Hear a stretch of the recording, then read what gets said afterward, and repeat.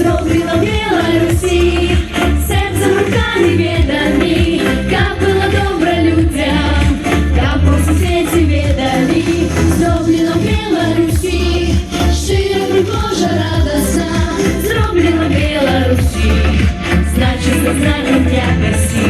Калі працаваць патрэбна, мы заўсёды першыя, каб было у нашых дзетак сёды толькі лепшае. Нават за далёкім морам кажуць і з'яўляюцца, як што зробяць беларусы, тое не ламаецца.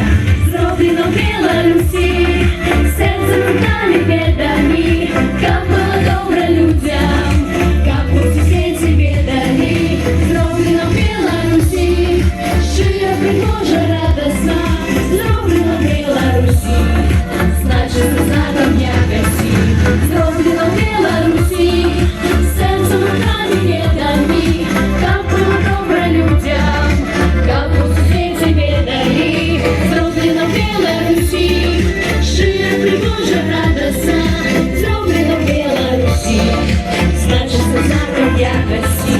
Вода, хлеб і бульба, шкварка, гаспадар і гаспадарка, і пуснуўся мне ля хаты, і пригожыя дзяўчаты. От запалки